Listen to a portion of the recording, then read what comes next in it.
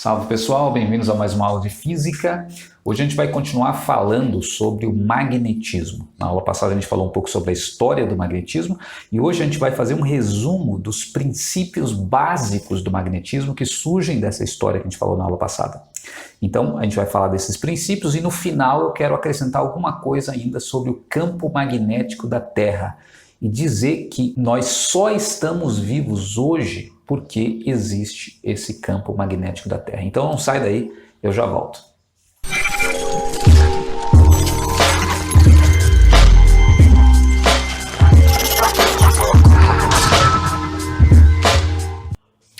Pessoal, então das pesquisas de Pierre de Marie Curie e William Gilbert até mais ou menos o século XVII, surgiram os princípios básicos do magnetismo, que é o que vocês têm que saber, o básico do básico aí do magnetismo. E eu resumi esses princípios em 11 fatos experimentais básicos que vocês têm que saber sobre o magnetismo. Tá? Então vamos passar por esses 11 fatos experimentais aí para a gente ter uma noção básica do magnetismo. O primeiro fato aí do magnetismo, fato experimental importante sobre o magnetismo, é que os ímãs exercem forças de atração e repulsão sobre outros ímãs e outros materiais. Então isso é o básico mesmo, a gente já sabe. Aqui tem um desenho, como lá na eletricidade, que tem também forças de atração e repulsão, aqui no magnetismo você também tem essas forças de atração e repulsão, representação da força de atração, representação da força de repulsão, tá? É por isso, por conta da existência dessas forças de atração e repulsão, que muitos acreditaram no passado que o magnetismo e a eletricidade, inicialmente, eram o mesmo fenômeno. Mas logo se mostrou que a situação não era tão simples assim, graças ao segundo fato experimental, que um mesmo par de ímãs, ele pode gerar tanto forças de atração quanto forças de repulsão. Isso a gente sabe que não acontece na eletricidade. Por exemplo, a gente falou da eletricidade, atritando lá um bastão de vidro com a seda, ocorre uma força de atração. Sempre que você pegar a seda e o vidro e você gerar um atrito, vai gerar uma força de atração. A força de repulsão só vai acontecer em outras circunstâncias. Mas no caso do ímã, não é assim.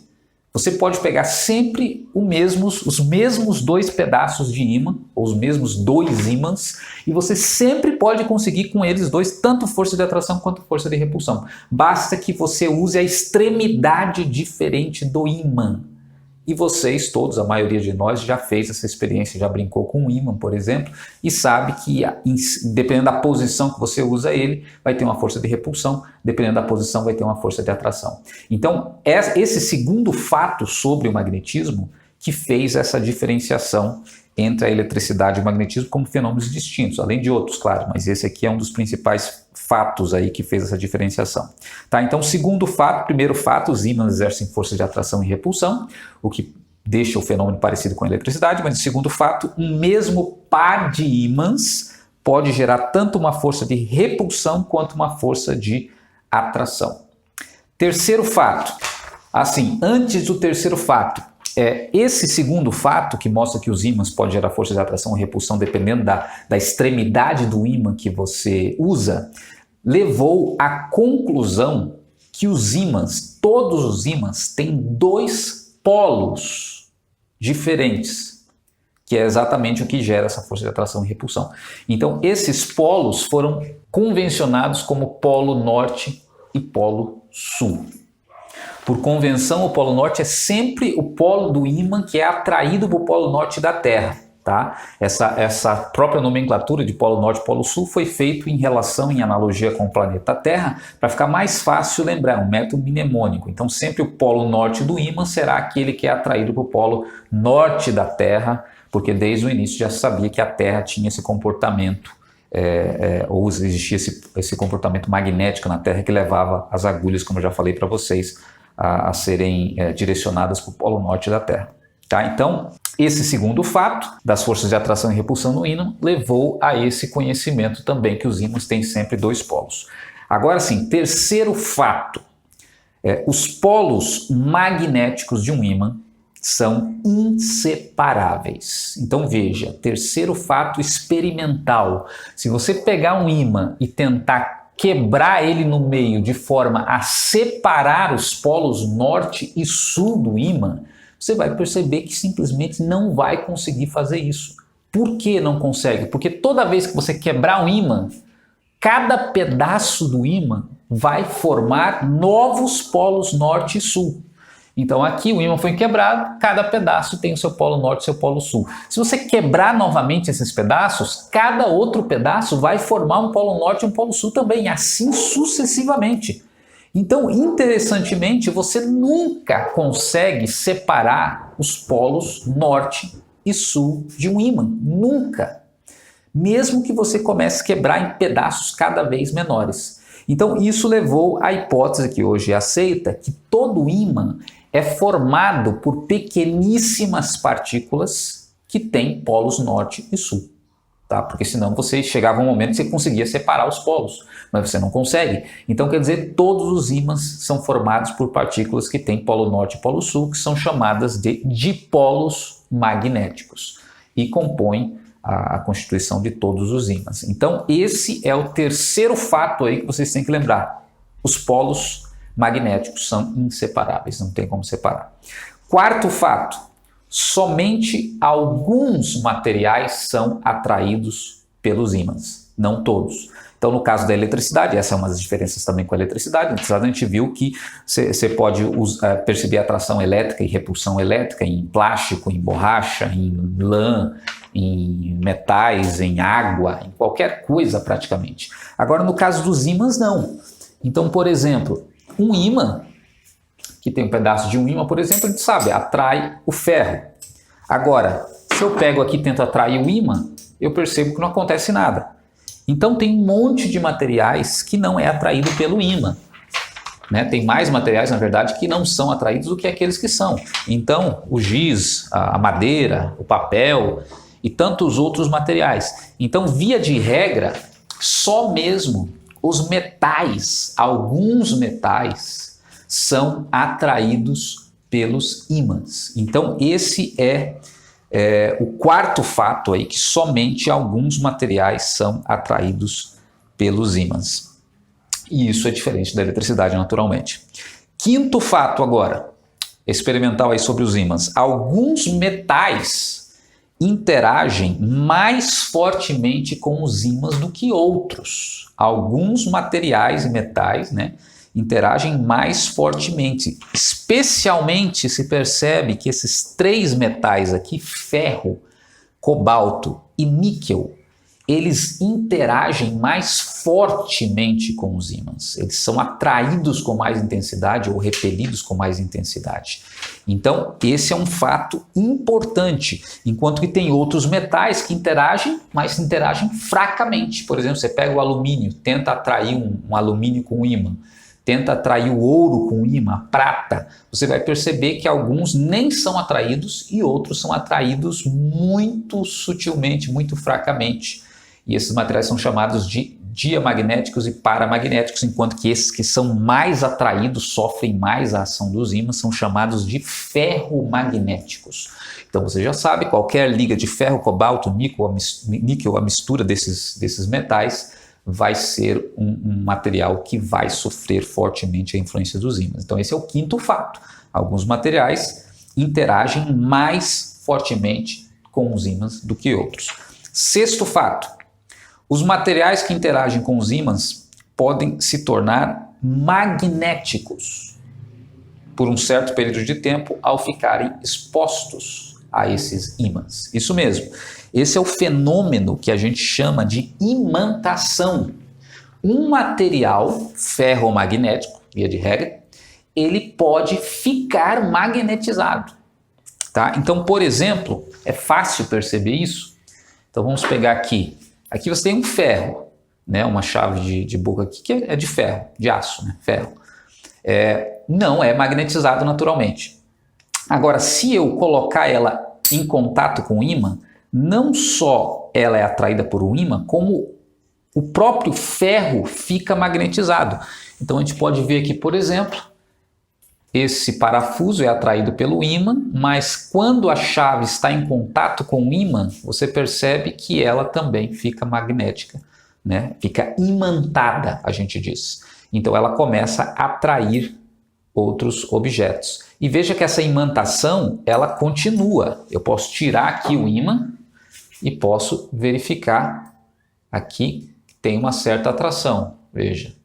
Então o ferro ficou magnetizado, ficou imantado pelo contato que ele teve temporário ali com o ímã. Então esse é o sexto fato, tá? Materiais que interagem com os ímãs podem se tornar magnéticos por um certo período se ficarem expostos a esses ímãs, e os materiais ferromagnéticos são os que mais sofrem essa influência da imantação. Agora, o sétimo fato: é possível imantar um material ferromagnético pelo choque, pelo atrito também, como eles dizem, ou pela indução, deixando esse material próximo do ímã. Foi o que nós vimos ali, né? A chave em contato com o ímã, ela fica magnetizada. Então isso aqui é chamado de indução, tá? É magnetização por indução. Agora tem uma outra forma de magnetizar um corpo, que é você simplesmente pegando, por exemplo, dois materiais ferromagnéticos. O ferro, por exemplo, se você bater, não vou bater muito aqui, senão vai fazer muito barulho para vocês aí. Mas se você bater dois ferros, você pode conseguir também o fenômeno da imantação ou da magnetização. Vamos ver aqui se a gente conseguiu alguma aqui com essa batidinha. Conseguimos, ó. Então, batendo um ferro no outro, você também consegue essa imantação. Você pode fazer isso na sua chave lá Phillips, sua chave de fenda, para facilitar você colocar os parafusos, tá? Então, esse é o sétimo fato, que é possível imantar um material ferromagnético pelo choque, como eu fiz aqui, ou simplesmente pela indução, deixando ele próximo de outro ímã, tá? E isso gerou uma classificação dos ímãs. A classificação que a gente tem hoje dos ímãs é com base nesse fenômeno da imantação. Então veja, hoje a gente fala de ímãs naturais e ímãs artificiais. O que é o ímã natural? É o ímã que existe naturalmente na natureza, por exemplo, a magnetita. Tá? Ninguém fez nada, ela já é assim por causa da constituição dela. Agora, o que é um ímã artificial? É um ímã que passou por esse processo de imantação. Na verdade, é um metal que passou pelo processo de imantação e, portanto, ele apresenta essas propriedades magnéticas, mas ele é artificial, ele adquiriu essas características magnéticas artificialmente, ou pelo choque, ou pela indução, como eu mostrei para vocês. Tá? E desses ímãs artificiais, você tem ainda os permanentes e os temporários. O que é um permanente? Permanente é aquele que fica, depois que ele sofre o processo de imantação, ele continua um certo tempo, às vezes um longo tempo, magnetizado. Então, por exemplo, aqui, vamos ver se aqui o ferro ainda está magnetizado. Está magnetizado, já está menos magnetizado que estava, né? Não está conseguindo mais segurar o parafuso, mas ele ainda está mantendo a magnetização. Agora tem materiais que eles só ficam magnetizados enquanto eles estão sob a ação de um campo magnético. Aí eles ficam magnetizados. Cessou a ação do campo magnético, eles perdem, não é o caso do ferro aqui da chave de boca, né? Eles perdem a imantação deles. Tá? É só no momento em que eles estão em contato com o campo magnético. Então, aqui o ferro não é um desses materiais. Se ele for realmente magnetizado, ele vai ficar um bom tempo magnetizado. Tá? Então, por isso que a gente fala de ímãs temporários e permanentes. Temporários é só quando ele está imerso no campo magnético. E os permanentes, aquele que você consegue imantar e ele fica durante um bom tempo imantado, como é esse caso mesmo aqui. Ó. Esse aqui é um ímã artificial. E ele fica durante muito tempo magnetizado. Tá? E tem vários tipos de ímãs artificiais que permanecem muito tempo uma vez que eles são magnetizados. Tá bom? Então esse é o sétimo fato. É possível magnetizar um material ferromagnético deixando próximo ao ímã ou pelo atrito, e ele pode se tornar um ímã permanente ou temporário. Oitavo fato agora. Os ímãs formam uma região de influência em torno de si que vai variando de ponto a ponto e que é caracterizado pelas forças que ele exerce em cada um desses pontos. O que eu estou falando aqui? Se você tem um ímã aqui, por exemplo, está aqui. Esse ímã, estou falando óbvio na verdade, esse ímã ele vai gerar uma região de influência em torno dele, é claro. Essa região de influência é a região onde um objeto próximo dele vai sofrer uma força. Fora dessa região, o objeto não sofre a ação do ímã. Então aqui, é claro, em torno do ímã tem uma região, com um certo raio aqui, não necessariamente circular, né, mas uma região em que qualquer corpo que está ali dentro vai sofrer a influência do ímã. Tá? E essa região é chamada pelo nome muito importante na física aí, campo magnético do ímã. Então, para não esquecer, o que é um campo magnético? É uma região do espaço aqui em torno de um corpo, por exemplo, se for no caso de um ímã, em torno de um ímã, em que o ímã vai exercer ação sobre outros corpos. É um campo, uma região, um espaço em torno do ímã. Então, esse campo é chamado de campo magnético, tá bom? Então, esse é o 8º fato. Os ímãs formam uma região de influência em torno de si, que vai variando de ponto a ponto, que é caracterizado pelas forças que ele exerce em cada um desses pontos. Por que vai variando de ponto a ponto? Porque, é claro, quanto mais próximo do ímã, maior vai ser a ação desse campo magnético, né? Vai ser mais forte essa força. Quanto mais longe dentro desse campo, vai ficando mais fraco o campo magnético, tá? Então esse é o 8º fato. 9º fato agora. O campo magnético pode ser mapeado em cada ponto por uma agulha imantada. Então é isso que eu coloquei aqui no desenho. É possível fazer um mapeamento. Qual é o comportamento desse campo em torno de um ímã, né? Isso é importante na física, a gente já vai ver aqui. Então isso pode ser feito facilmente, é só você colocar uma agulha imantada em vários pontos e você vai fazendo um mapeamento. Então aqui, por exemplo, a agulha vai ficar nessa orientação, aqui vai ficar em outra, aqui vai ficar em outra, e você consegue em cada ponto mapeando para você obter um perfil, digamos assim, desse campo magnético. Tá? E esse mapa, digamos assim, do campo magnético é chamado de linhas de campo magnético, tá? Que é o desenho que você tem aqui. Tá? Então, fazendo um mapeamento da agulhazinha em torno do ímã, você vai obtendo as direções que ela vai ficando, depois você pode ligar esses pontos por linhas, por exemplo, e forma essas linhas de campo magnético que dão a configuração do campo magnético em torno de um ímã. Tá? Então, isso aqui também é o básico do magnetismo. Tá? Então, esse é o fato 9, o campo magnético pode ser mapeado em cada ponto por uma agulha imantada, formando essas linhas de campo magnético. 10º fato.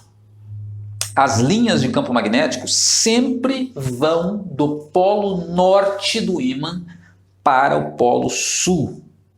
E a sua configuração depende da forma do ímã. Então, voltando aqui ao desenho, veja que as linhas de campo magnético que eu coloquei aqui sempre estão indo do polo norte para o polo sul. Ou seja, a agulha imantada ela sempre vai apontar do polo norte para o polo sul. Então, por aqui a mesma coisa, polo norte ou polo sul. Então, esse fato específico só você tem que lembrar. Não precisa lembrar de detalhes, como isso funciona.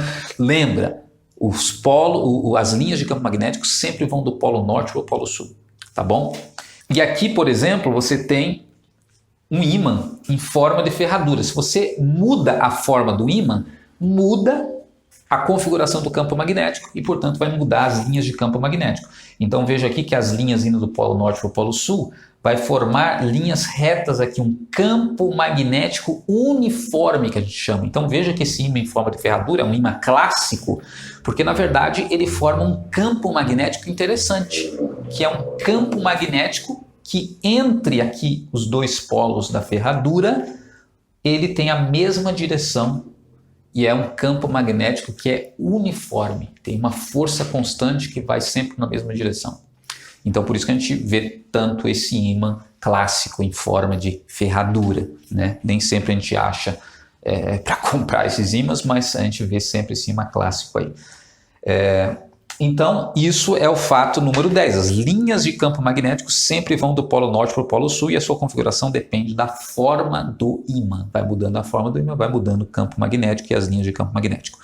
E o 11º fato, o planeta Terra possui um campo magnético. Então, como a gente viu que o William Gilbert já sabia, tinha descoberto isso, mas ele descobriu exatamente por essa questão das linhas de campo. Você pode mapear o comportamento de uma bússola ao longo do planeta Terra, em vários pontos, e você vai perceber que ele vai formar umas linhas de campo magnético semelhantes às linhas de campo de um ímã. E isso que levou o William Gilbert e muitos outros depois dele a concluir: a Terra, o planeta Terra, tem um campo magnético. E a gente conhece as linhas de campo desse campo magnético da Terra, tá bom? Então, se eu puder, eu coloco aí para vocês novamente as linhas de campo magnético do planeta Terra, mostrando que existe um campo magnético no planeta Terra. Então, esse é o 11º fato: a Terra possui um campo magnético. Então, esses são os 11 fatos experimentais sobre o magnetismo que dá origem e resume os princípios básicos que vocês têm que saber, tá? Então, se você sabe esses 11 fatos experimentais sobre os ímãs, você já consegue se virar no básico do magnetismo, tá certo? Então, agora a gente vai passar para a segunda parte, que é falar um pouquinho sobre o campo magnético da Terra, especificamente a função desse campo magnético da Terra e ver alguns detalhes a respeito disso.